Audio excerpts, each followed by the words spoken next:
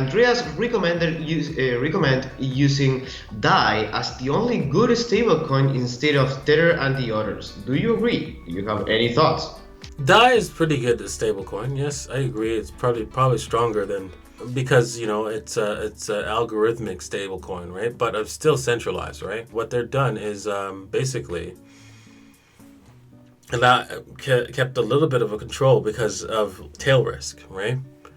They understood that if they made it completely decentralized, right? The markets would push it from one side to the other of the tail risk, meaning that, for example, they'll make one stream happen, one slower stream happen, like we had back in March of 2020, where prices dropped really rapidly to causing a lot of liquidations, right?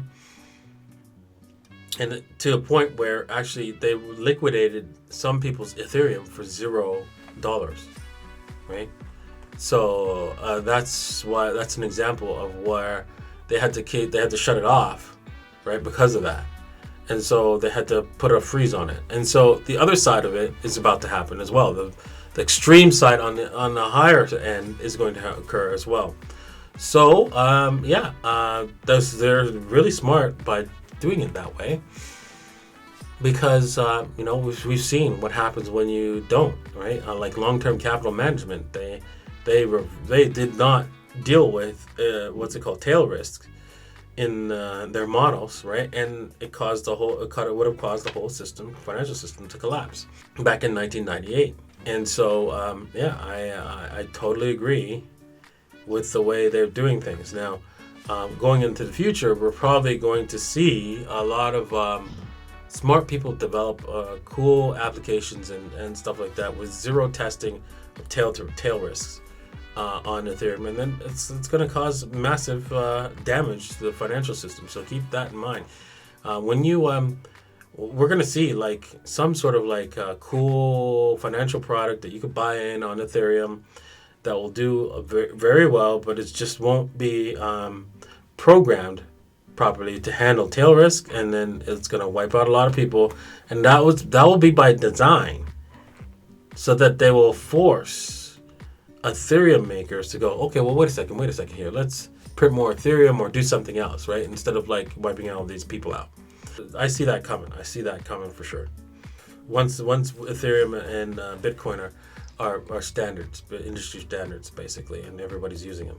Why do you think money printing causes inflation when quantitative easing is deflationary and the money created is being destroyed at the end? Okay. So let's get this separated, two parts separated. One is there's what you might consider repo markets. The repo markets, right? Although they were, it does get destroyed in the end, because what they're doing is like, okay, they've removed the repo markets. So it's no longer there with reason because they went to zero on the reserve requirements, right? The repo markets were there only because on overnight, but they didn't have enough money to bring down their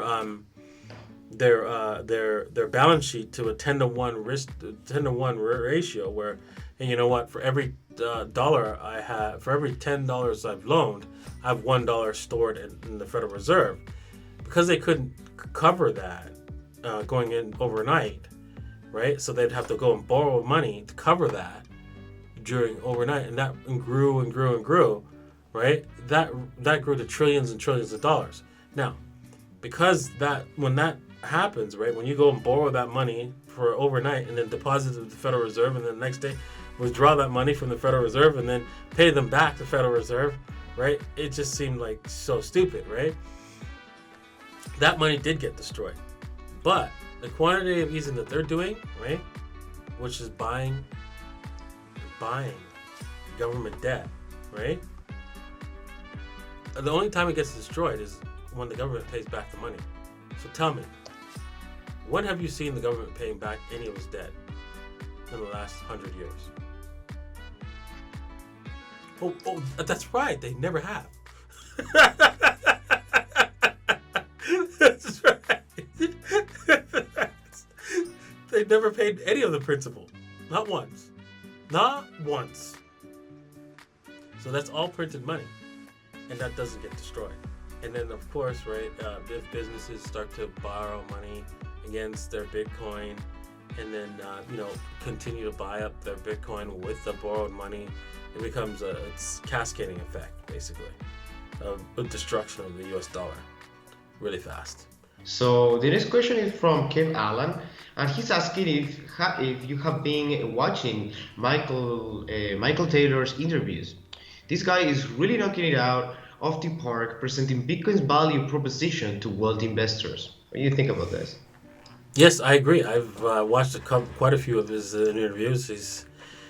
He's an excellent, head man for Bitcoin, right? He's definitely a good person to put up in front and have talk about Bitcoin and Ethereum and really support the network. So growth, right? He's got a lot of good friends, wealthy friends, and people listen to him, and he knows what he's talking about. So I'm glad to have him on our side. I would have wished that Peter Schiff was on our side, right, from the very beginning, but you know what? Can't have everything you want, right? Does the halving adjust to the Bitcoin supply if Bitcoin ever gets cracked? So what he's asking, right, is if the encryption protocol, right, ECDSA or hashing protocol gets broken, right? Let's just start with because there's two encryption protocols that are used, right? Let's start with instead of SHA-256, let's start with ECDSA, right? Where how you have your address, you have your private key, your public key, and so if that gets cracked, where you could actually take somebody's public key and derive the private key, right? That's a hack, right? It's broken. That encryption is broken, right? If that gets broken by design, nobody. If you use Bitcoin properly, nobody could take your money, even though that's broken. You're like, what? Yeah, right? Because your address, right, is not your public key. It's a hash, a 256 hash, SHA-256 double hash of your public key. Your public key is only known to the network when you spend the money from that address. So if you reuse your address, you're probably you're in trouble if you reuse the address and somebody could take your money. But usually when this type of encryption gets broken, it doesn't get broken like, oh my God. You press a button on any computer and you can see somebody's private key. No. The first time it gets broken, right? When it does get broken, it takes about 3 months, right, for just to break one person's private key. That would be the first case. Or maybe even 6 months or a year, right? Just for a computer system to do it. To figure out just one, right? That's considered broken, right? And so, do you think they're going to be able to rob everybody's money? No, they're not, right? It's just going to be a proof of concept. And then later on, obviously, people go, okay, oh, well, it's possible, right? So don't leave any money in the same address over and over again, right? And then over time, we just replace that particular encryption. How can we protect ourselves from inflation? Apart from converting fiat to Bitcoin, is there any other alternative assets we can bet on, like silver? Yeah, the silver, gold, the most simpler assets that you can bet on to protect your wealth from inflation. Also, another set of assets that you can use, right, is obviously anything that you know that you could sell. Basically, anything you know that you could sell. So if you are good at Pokemon cards. Right, what the best Pokemon card there is. You know that who you could sell it to, that the market, I think you should buy Pokemon cards. If you know, if it's I don't know, if it's Pet Rocks, and you know the market, and you know how to sell it to those people, right? Sure, I think you should do Pet Rocks. Whatever it is that you can handle, you could easily liquidate, is another store of value, right? Some people even use Rolexes as a store of value. They've actually spent anywhere from 30,000 to 70,000 to 100,000 for a Rolex, but they also know that they could sell it back for that price or more, right? And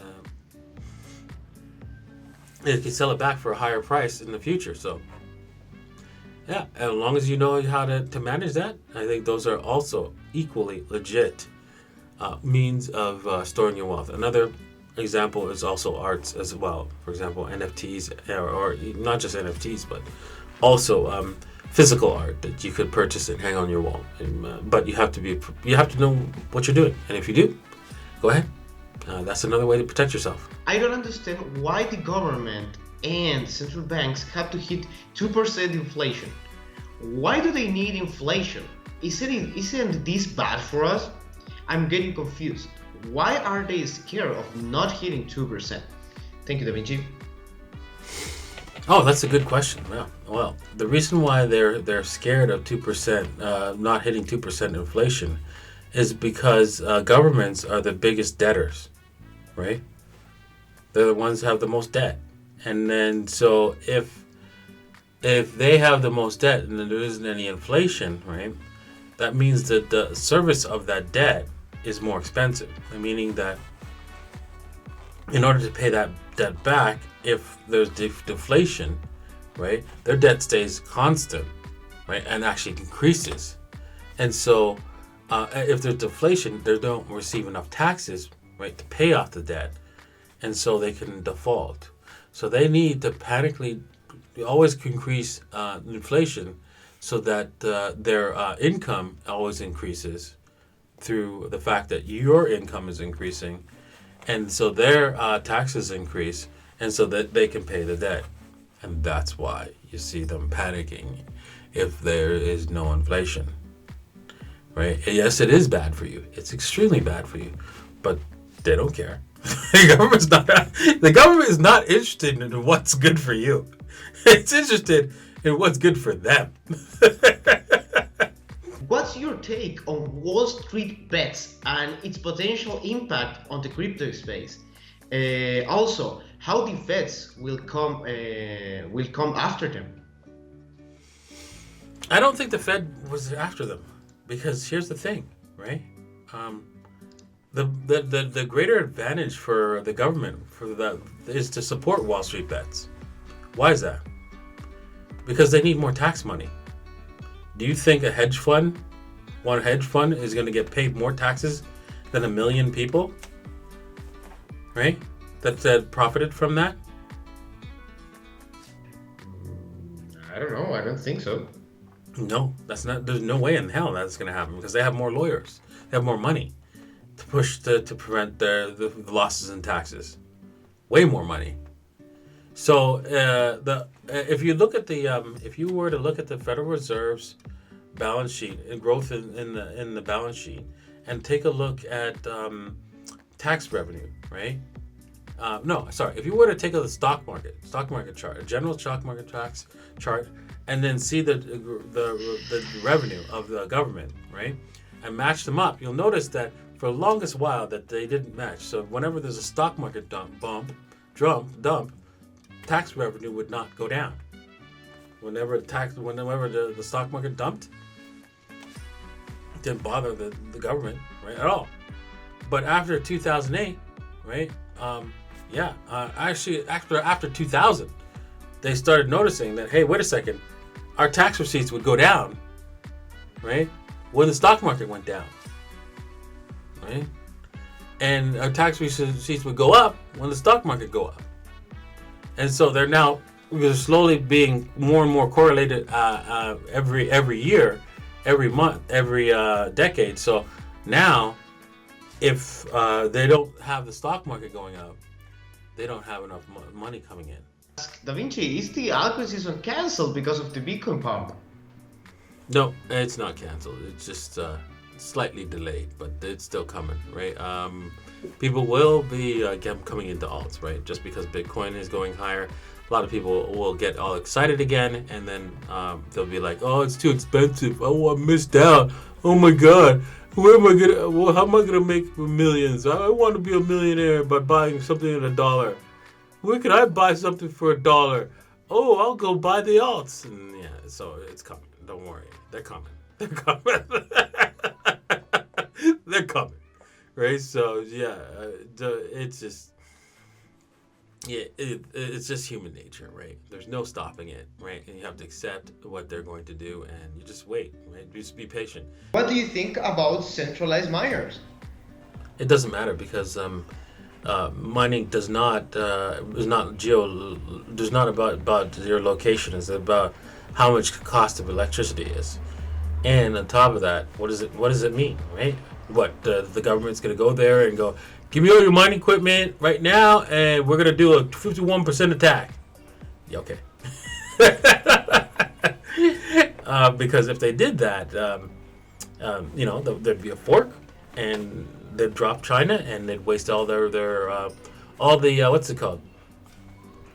All the work that they've done, and they've wasted all that what's it called? Capital of mining equipment for nothing, right? So they have no power, right, to do anything. They'll only lose power if they try to do a 51% attack. Because honestly, who you do a 50% attack against? Exchange, all right? All exchanges will just raise as soon as they see that there's this is going on, right? They'll raise their requirements for you to deposit Bitcoin. So instead of just one confirmation, they'll wait for 10, right? And it'll take it a lot hard. It'll be a lot harder for them to do a 51% attack against them, and that'd be that, right? That's all mining can do, right? If you have 51% mining or more, all you can do is a 51% attack, nothing else. You can't change history, right? You can't, because if you tried, all you'll do is waste time, because you'll never catch up, right? So it just there's nothing else you could do. 51% attack, and once you get caught doing that once, you won't be able to do it again. You wasted all your mining equipment.